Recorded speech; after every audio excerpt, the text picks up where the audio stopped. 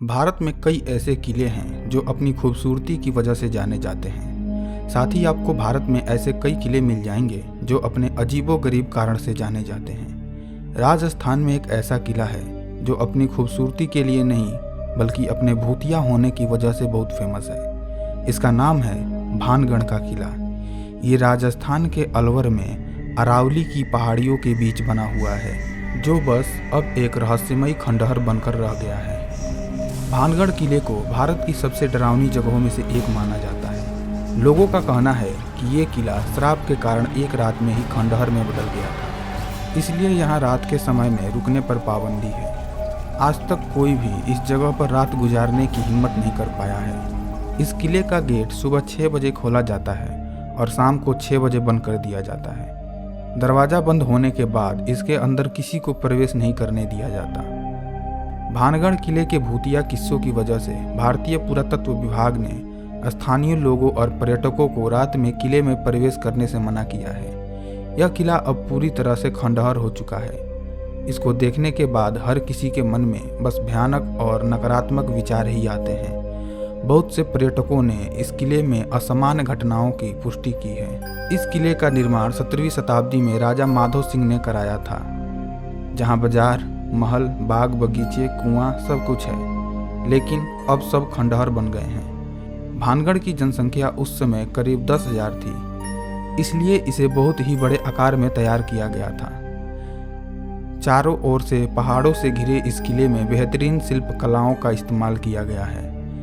इस किले को बनाने के लिए मजबूत पत्थरों का इस्तेमाल किया गया था। भानगढ़ के इस किले से जुड़ी 2 कहानियां हैं जो काफ़ी पॉपुलर हैं।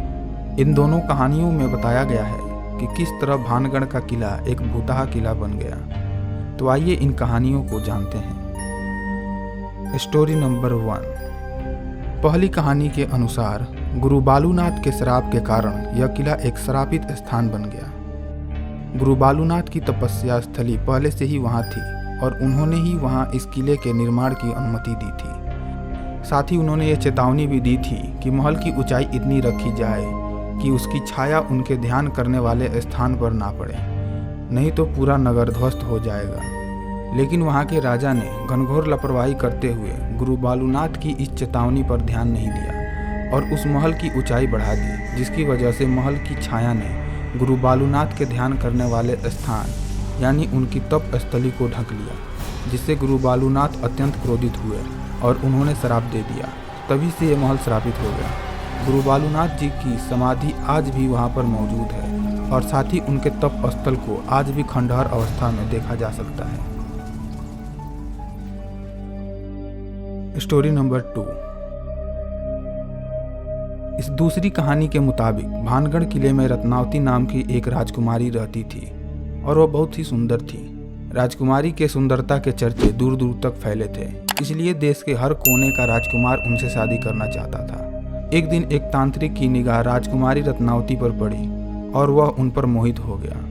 वह तांत्रिक राजकुमारी से शादी करना चाहता था, लेकिन उसे पता था कि उसकी शादी राजकुमारी से नहीं हो सकती। इसलिए उसने अपने काले जादू का प्रयोग कर राजकुमारी को पर्याप्त करने की ठानी। अब वह तांत्रिक राजकुमारी की हर छोटी बड़ी जानकारी जुटाने लगा, क्योंकि उसे हर हाल में राजकुमारी को पाना था। एक दिन उसने देखा कि राजकुमारी रत्नावती का नौकर राजकुमारी के लिए इत्र खरीद रहा है। तांत्रिक ने पहले तंत्र विद्या का दुरुपयोग करते हुए उस सुगंधित इत्र को प्राप्त किया और फिर धोखे से उस इत्र में अपने काले जादू के मंत्रों का प्रयोग किया और उसे राजकुमारी रत्नावती तक पहुंचा दिया। लेकिन राजकुमारी के एक विश्वास पात्र ने उसे ऐसा करते हुए देख लिया और समय रहते राजकुमारी को उसके बारे में बता दिया। राजकुमारी को तांत्रिक की हरकत का पता चलने के बाद उस इत्र को बोतल को उठाया और वहीं पास के एक बड़े पत्थर पर पटक दिया। पटकते ही वो बोतल टूट गई और सारा इत्र उस पत्थर पर बिखर गया और वह काला जादू का असर उस पत्थर पर हो गया।